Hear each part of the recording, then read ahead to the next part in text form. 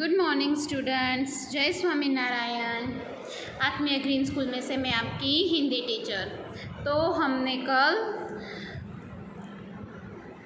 कल क्या किया था? संज्ञा की थी, बराबर है ना। आपको व्यक्तिवाचक संज्ञा और जातिवाचक संज्ञा बराबर समझ में आई है ना। और अब हमने कल भाववाचक संज्ञा भी की थी। भाववाचक संज्ञा में आप 1 मिनट, भाववाचक संज्ञा दिख रहा है अब आपको प्रॉपरली? हाँ, तो भाववाचक संज्ञा मैंने आपको कल समझाया था। क्या समझाया था? याद करो तो सब। बचपन है, शरारत है, फिर गुस्सा है, किसी की भलाई करना है, बराबर मेहनत करना है, वो सब क्या है? हम छू नहीं सकते, हम अनुभव कर सकते हैं, उसको महसूस कर सकते हैं, फील कर सकते हैं। उसको क्या कहते हैं? भाववाचक संज्ञा कहते हैं। देखो सब, अब सबको दिखाई दिया ना? आपकी टेक्स्ट बुक में, हिंदी 2 की टेक्स्ट बुक में पेज नंबर 34 पर है। निकाला सबने? हाँ, तो भाववाचक संज्ञा सबको पता चला ना कि भाववाचक संज्ञा किसे कहते हैं? कि जो हमारा बचपन है, जो बुढ़ापा है, जो हम फील करते हैं, गर्मी, ठंडी, है ना, फिर छोटा है, बड़ा है, उसके गुण या दोष होते हैं। अच्छा गुण होता है, बुरा दोष होता है। ये सारी भाववाचक संज्ञाएं हैं जिसको हम छू नहीं सकते या फिर किसी को देख भी नहीं सकते, तो महसूस कर सकते हैं। तो उसको क्या कहते हैं? भाववाचक संज्ञा कहते हैं। जैसे कि उसकी डेफिनेशन देखते हैं, यानी कि उसकी व्याख्या देखते हैं। जो संज्ञा शब्द, यहाँ पे व्याख्या है, आपको दिखाई दिया? ये देखो, जो संज्ञा शब्द किसी व्यक्ति यानी व्यक्ति या फिर प्राणी, दोनों हो सकता है, वस्तु यानी कोई भी चीज़, स्थान के, वो उसके बारे में उसके गुण या फिर दोष या फिर अवस्था तथा मन के भाव का बोध कराता है। दैट मीन्स हमें बताता है। उन्हें भाववाचक संज्ञा कहते हैं। यानी जो संज्ञा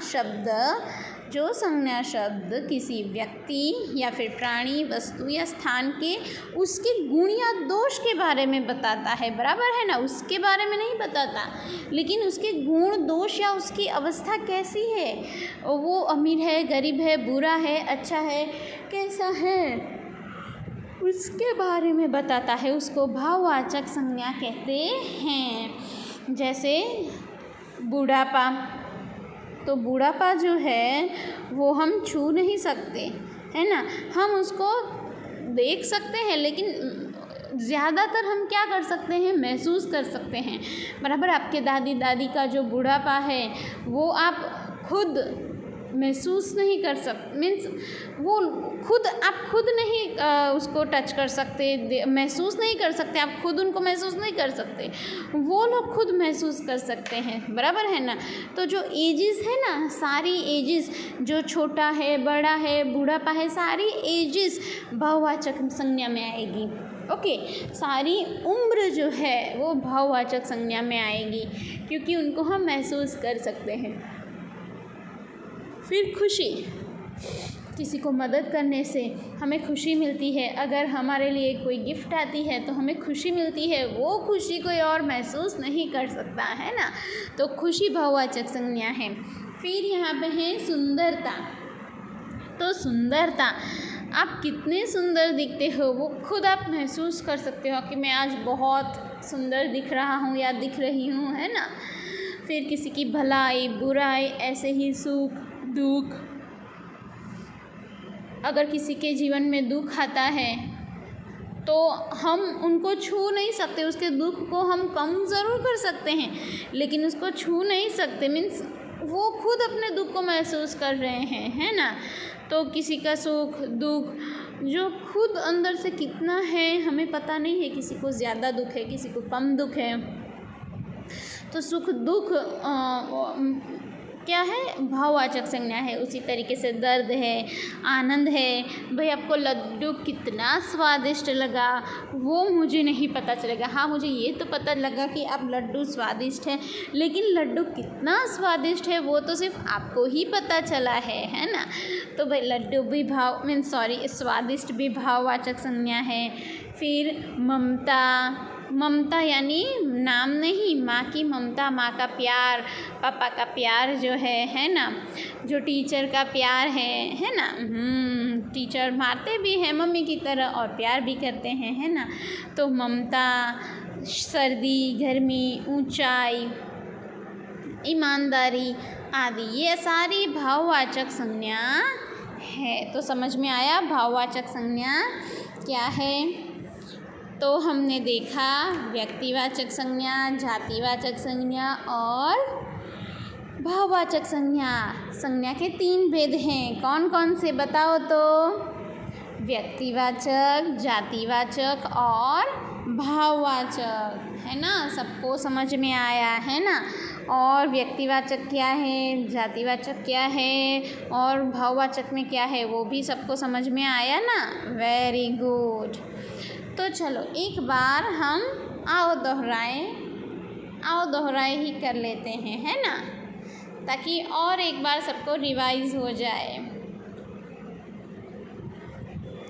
व्यक्ति यानी कि प्राणी, वस्तु, स्थान या भाव के नाम को संज्ञा कहते हैं। संज्ञा के 3 भेद हैं, व्यक्तिवाचक, जातिवाचक और भाववाचक। व्यक्तिवाचक संज्ञा से किसी विशेष व्यक्ति, वस्तु या स्थान के नाम का बोध होता है। जातिवाचक से क्या होता है? तो जातिवाचक से व्यक्ति, वस्तु या स्थान की संपूर्ण जाति का बोध होता है ना। जैसे मैंने आपको समझाया था ना, मैं स्टूडेंट्स बोलूँगी दैट मीन्स विद्यार्थी बोलूँगी तो सारे विद्यार्थी उठ के आ जाएंगे, लेकिन मैं बोलूँगी कि रितेश ही आए तो सिर्फ रितेश ही आएगा, है ना। तो जो विद्यार्थी है तो वो जातिवाचक है, जो व्यक्ति है रितेश है वो व्यक्तिवाचक है। फिर भाववाचक, है ना। रितेश को आज बहुत दुख हुआ तो दुख क्या है, भाववाचक है। उसके व्यक्ति या फिर प्राणी के, वस्तु के, स्थान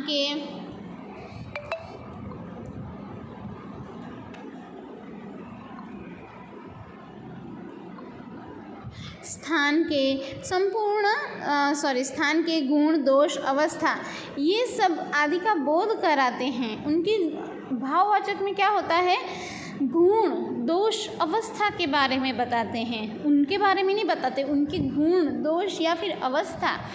गुण अच्छा है या बुरा, मीन्स गुण और दोष यानी अच्छा है या बुरा। अवस्था, उसकी अवस्था कैसी है, वो अमीर है, गरीब है, बूढ़ा है, छोटा है, ये सारे बारे में जानकारी देते हैं। उसके गुण, दोष या उसकी अवस्था के बारे में जब हमें जानकारी मिलती है तो वो भाववाचक संज्ञा हैं। तो चलो अब आप मुझे बताओ संज्ञा किसे कहते हैं, उदाहरण देकर मुझे बताओ। चलो संज्ञा किसे कहते हैं, अभी मैंने आपको बताया, अब आपका टर्न है। चलो बोलो संज्ञा किसे कहते हैं? व्यक्ति यानी कि प्राणी,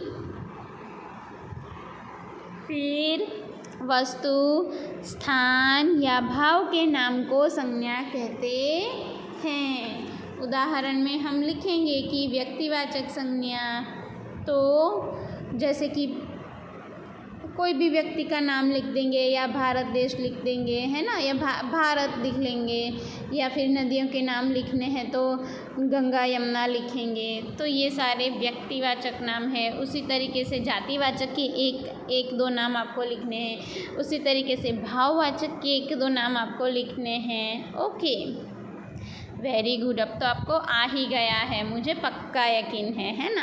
संज्ञा के कितने भेद हैं उनके नाम बताइए। चलो अभी ये भी मैंने बोला संज्ञा के कितने भेद हैं, हमने आओ दोहराए में किया ना, कोई देखना नहीं, हाँ ऐसे ही मुँह पे बोलो तो संज्ञा के कितने भेद हैं। यस, 3 भेद है।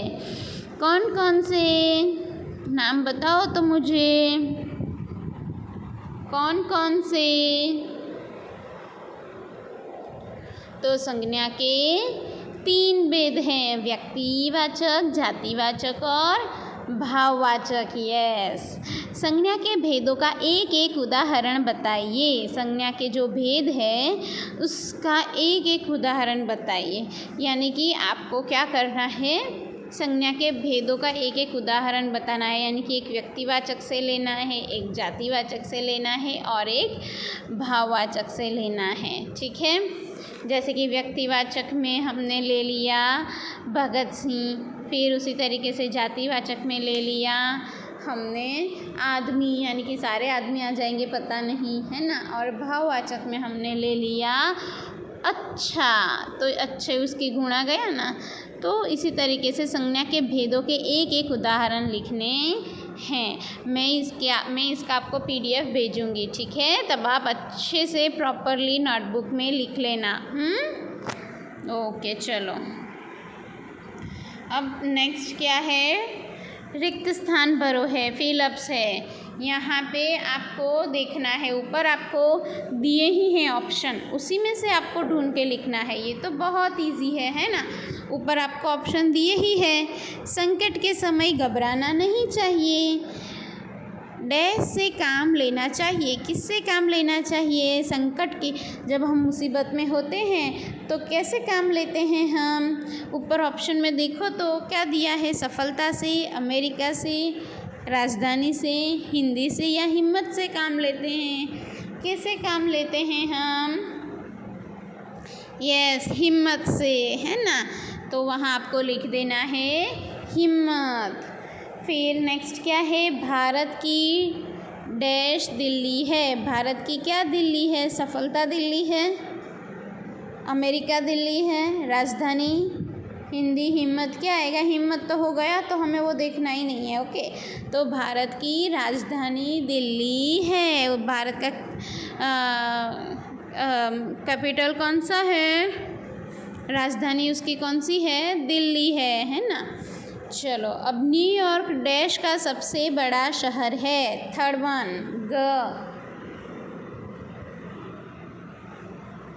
न्यूयॉर्क डैश का सबसे बड़ा शहर है। न्यूयॉर्क कौन सी सिटी का सबसे बड़ा शहर है? बोलो बोलो, अमेरिका का। तो हम वहाँ क्या लिखेंगे? अमेरिका। जो हमारा हो गया है उस पर आप क्रॉस करते जाओ। ये ऊपर आपको दिए है ना ऑप्शन, तो जो हो गया है उस पर आप क्रॉस करते जाओ। यानी कि हमें वो दोबारा देखना नहीं है, हम और ऑप्शन में कंफ्यूज होंगे नहीं, है ना। चलो नेक्स्ट, डैश हमारी राजभाषा है। हमारी राजभाषा कौन सी है? बोलो बोलो, हमारी राजभाषा कौन सी है? पता है आपको? हिंदी। हिंदी हमारी राजभाषा है। परिश्रम करने से डैश अवश्य मिलती है। अब परिश्रम, मेहनत करते हैं तो क्या प्राप्त होता है? सफलता, है ना। सफलता तो मिलती है। अब आप मेहनत करोगे परीक्षा के लिए तो आपको सफलता तो प्राप्त होगी ही, है ना। आपके अच्छे मार्क्स आएंगे ना। Very good. चलो नाउ नेक्स्ट पेज देखते हैं।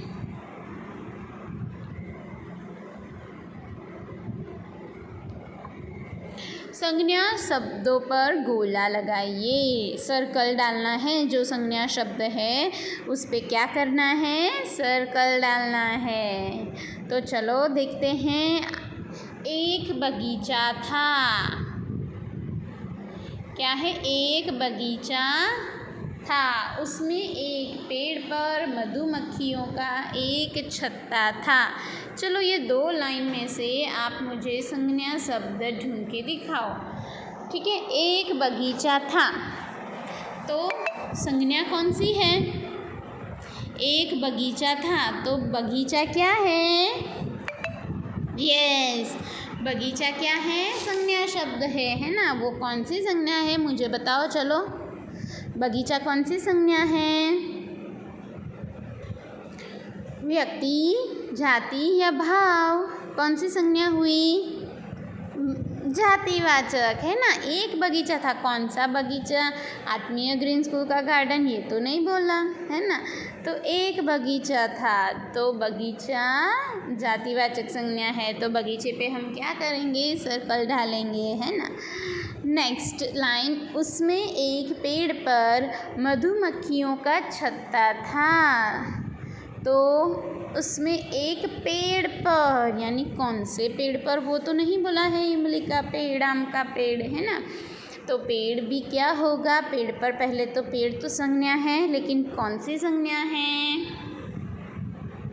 बताओ चलो, कौन सी संज्ञा हुई? पेड़। यस, जातिवाचक संज्ञा। अब मधुमक्खियों का एक छत्ता था, तो मधुमक्खियाँ भी एक संज्ञा है ना, तो वो कौन सी संज्ञा है? यस, वो कौन सी है? व्यक्तिवाचक संज्ञा, क्योंकि यहाँ पे बहुत प्रॉपरली बताया है कि किसका छत्ता है, तो कि भाई मधुमक्खियों का है, तो मधुमक्खियाँ कौन सी? व्यक्तिवाचक संज्ञा में आएगा, है ना। अब थर्ड लाइन में देखो, मधुमक्खियाँ छत्ते में मीठा मीठा शहद रखती हैं। तो मधुमक्खियाँ तो हमने सर्कल कर दिया, फिर भी हम वहाँ पे सर्कल करेंगे क्योंकि नेक्स्ट अलग सी लाइन है इसीलिए। तो मधुमक्खियाँ छत्ते में मीठा मीठा क्या रखती है? शहद रखती है। तो मधुमक्खियाँ तो संज्ञा हुई ही, और शहद भी क्या है? व्यक्तिवाचक संज्ञा। हमें शहद भी नाम है ना, और प्रॉपरली बताया है शहद ऐसा, तो वो व्यक्तिवाचक संज्ञा में आएगा, है ना। और भी इसमें एक और है जो मैंने सर्कल नहीं किया है, तो वो क्या है? और भी एक संज्ञा है, अभी बोलो कौन सी संज्ञा अभी छूट गई है? मधुमक्खियाँ मीठा मीठा शहद रखती है, तो अभी एक और संज्ञा है, कौन सी है बताओ तो? मीठा मीठा। यस, मीठा मीठा कौन सी संज्ञा है? मीठा मीठा बताओ तो कौन सी संज्ञा है? भाववाचक संज्ञा, है ना। तो मीठा मीठा शहद भी संज्ञा है, व्यक्तिवाचक संज्ञा रखती थी, है ना। उस बगीचे में, लास्ट लाइन, उस बगीचे में बहुत सी तितलियाँ भी आती थी। तो चलो नेक्स्ट लाइन में कौन सी संज्ञा है? एक तो बगीचे में जो कौन सी संज्ञा है? बगीचा कौन सी संज्ञा है? अभी मैंने बताया ना आपको, बगीचा कौन सी संज्ञा है? जातिवाचक। तो बगीचे में बहुत सी क्या है? तितलियाँ भी आती थी। तो नेक्स्ट संज्ञा कौन सी है? यस, तितलियाँ। हाँ, तितलियाँ कौन सी संज्ञा है बताओ? तितलियाँ इंसेक्ट में भी प्रॉपरली नाम दिया है तितलियाँ, है ना। तो वो व्यक्तिवाचक में आएगा ना, क्योंकि यहाँ पे सिर्फ नाम नहीं दिया इंसेक्ट के नाम भी दिए हैं कि तितलियाँ, तो तितलियाँ व्यक्तिवाचक में आएगी, ठीक है। बगीचा है वो जातिवाचक और तितलियाँ व्यक्तिवाचक। तो सबको पता चला ना, सबने गोला लगाया? Very good. अब हमें क्या करना है?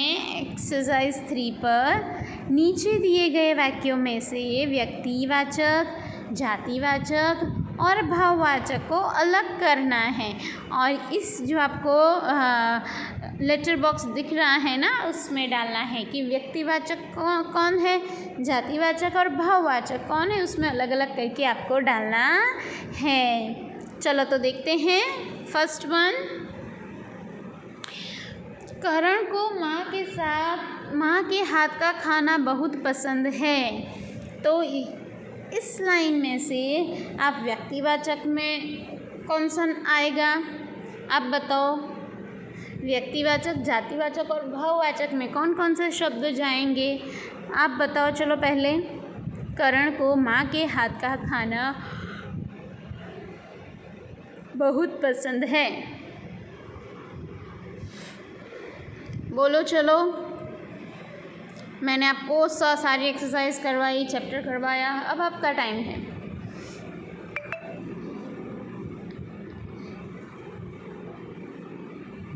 यस, करण प्रॉपरली नाम दिया है ना, तो वो किस में जाएगा? व्यक्तिवाचक में, है ना। फिर करण को माँ के हाथ का खाना बहुत पसंद है, फिर माँ कहाँ जाएंगी? जातिवाचक में, है ना। माँ सारी माँ, सबकी माँ होती है, तो माँ का नाम नहीं दिया है, तो माँ एक जाति है, तो माँ कहाँ पे जाएगी? जातिवाचक में। और हाथ का खाना बहुत पसंद कहाँ पर जाएगा? पसंद यानी अच्छा लगना, उसके गुण बताए हैं, तो हम कहाँ पे डालेंगे? भाववाचक में, क्योंकि पसंद को हम देख नहीं सकते या छू नहीं सकते, हम महसूस कर सकते हैं ना कि वो भाई हमें बहुत पसंद है ना। तो करण व्यक्तिवाचक, माँ जातिवाचक और पसंद शब्द जाएगा भाववाचक में। तो अब आपको पता चला किस तरीके से करना है। हाँ, तो चलो अब नेक्स्ट का आंसर आप देना। हाँ, गरिमा के घर की सजावट बहुत अच्छी है। तो इसमें से तो पहले अब संज्ञा कौन सी है, सिर्फ आप वो देखो कि संज्ञा वर्ड के नीचे अंडरलाइन कर दो, फिर वो अंडरलाइन किए हुए शब्द कहाँ पर जाएंगे वो देखो, ठीक है। तो अब गरिमा है, तो गरिमा एक संज्ञा है, फिर घर एक संज्ञा है, फिर घर की सजावट बहुत अच्छी है, तो अच्छी भी एक संज्ञा है। तो 3 शब्द हुए हमारे। तो अब गरिमा शब्द जो पहले हमने अंडरलाइन किया वो कहाँ पर जाएगा? व्यक्तिवाचक में जाएगा, भाववाचक में जाएगा या जातिवाचक में जाएगा? गरिमा, तो गरिमा के घर की, गरिमा नाम है, तो किस में जाएगा? व्यक्तिवाचक में। फिर घर जो है वो जातिवाचक में, है ना। घर, सारे घर होते हैं, तो घर जातिवाचक में। और भाववाचक तो अच्छी है, अच्छी, तो उसके गुण बताए हैं, तो अच्छी शब्द कहाँ पर जाएगा? भाववाचक में जाएगा। Very good. अब आप इसी तरीके से आपको 2 और करने हैं, है ना। 4th वन है, चाचा नेहरू बच्चों से प्यार करते हैं। तो चलो आप बोलो, इसमें क्या होगा? पहले तो जो सारे शब्द है उस पर, जो भी सारे संज्ञा शब्द है उसके नीचे अंडरलाइन कर दो। यस, कि चाचा नेहरू संज्ञा है, फिर बच्चों संज्ञा है, और दूसरी संज्ञा कौन सी है? प्यार, है ना। तो चाचा नेहरू पर्टिकुलरली कौन है? व्यक्ति का नाम दिखाया है, तो चाचा नेहरू कहाँ पर जाएंगे? कौन से लेटर बॉक्स में जाएंगे? यस, कौन से में? व्यक्तिवाचक में। फिर बच्चों कहाँ पर जाएंगे?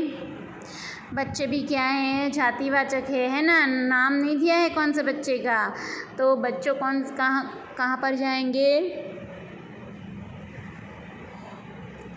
जातिवाचक में। अब प्यार करते हैं, तो प्यार उसके गुण बताए हैं, तो वो कहाँ पर जाएगा? यस, भाववाचक के अंदर जाएगा। अब सबको आ गया है ना। लास्ट वन है, सूरज निकलते ही उजाला हो गया। चलो, तो इसका निकालो। पहले इसके नीचे अंडरलाइन कर दो, जो भी सारे संज्ञा वर्ड है उसके नीचे अंडरलाइन कर लो। यस, तो सूरज हमारा वर्ड है, एक शब्द है, संज्ञा शब्द है, उसके नीचे अंडरलाइन। फिर निकलना तो संज्ञा है नहीं, फिर उजाला संज्ञा है, तो उसके नीचे अंडरलाइन कर लो। तो सूरज पर्टिकुलरली नाम है और एक ही है पूरी अर्थ में, तो वही सूरज कहाँ पर जाएगा? व्यक्तिवाचक में जाएगा। और दूसरा एक ही है, यहाँ पे 3 निकले नहीं हैं, तो उजाला शब्द जो संज्ञा है हमारी कहाँ पर जाएगी? भाववाचक में, है ना। तो ये आपके 3 लेटर बॉक्स हो गए।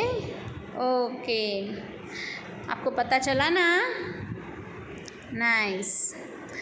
अब एक्सरसाइज 4 पर आते हैं।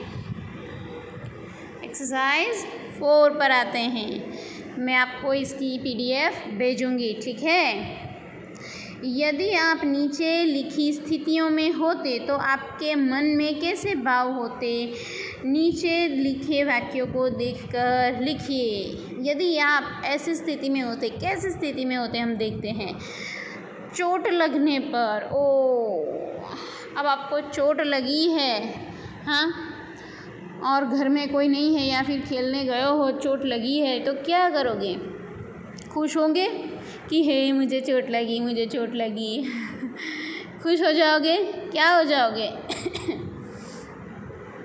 दुखी हो जाओगे, है ना, परेशान हो जाओगे कि मुझे चोट लगी, अब मैं क्या करूं, घर पे मम्मी डांटेगी मुझे कि ये कैसे किया, क्यों किया, ठीक से खेलता नहीं है ना।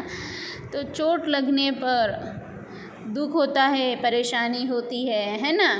तो हम क्या लिखेंगे? कौन से भाव आपके मन में आते हैं जब आपको चोट लगती है? तो दुख होता है तो दुख, या फिर परेशानी भी लिख सकते हैं। ओके, चलो फिर नेक्स्ट, कक्षा में प्रथम नंबर आने पर। अरे वाह, ये तो बहुत बड़ा है ना। कक्षा में प्रथम नंबर आने पर, कक्षा में आपका पहला नंबर आया, क्लास में आपका पहला नंबर आया, तो क्या करोगे? दुखी हो जाओगे, अरे भाई मेरा पहला नंबर क्यों आया, हाँ, दुखी आप हो जाओगे क्या? नहीं, है ना। आप तो क्या करोगे? खुशी मनाओगे कि बहुत खुशी होती है ना, कि मेरा प्रथम नंबर आया। तो कक्षा में प्रथम नंबर आने पर आपका कौन सा भाव दिखेगा? खुशी का। हाँ, तो हम वहाँ पे क्या लिखेंगे? खुशी लिखेंगे।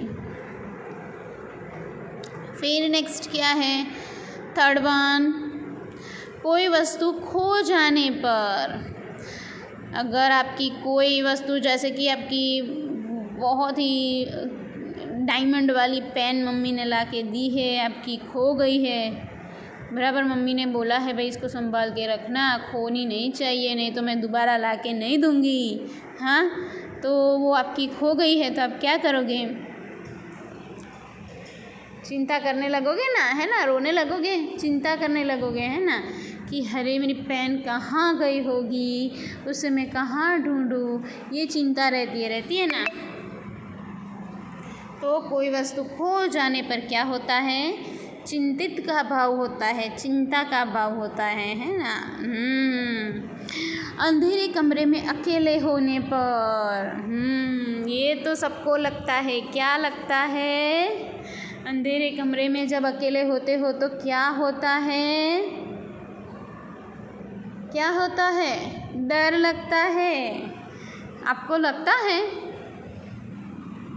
आज आप रात को अकेले कमरे में जाओगे, फिर आप देखना आपको डर लगता है या नहीं। रात को 12 बजे, है ना, 12 बजे या 2 बजे एक कमरे में से दूसरे कमरे में जाकर देखना, फिर देखना आपको क्या महसूस होता है, तो फिर आंसर लिखना। ओके।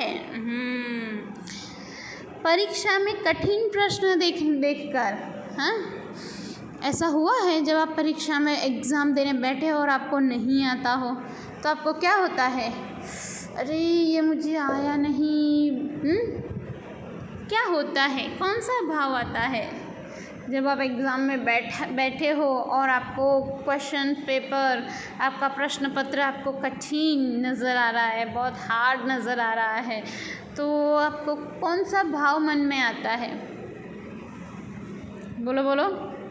भय का भाव, डर लगने का, भय का भाव। अरे मैंने ये आंसर नहीं लिखा तो मेरे कम मार्क्स आ जाएंगे और मम्मी मुझे मारेगी, है ना।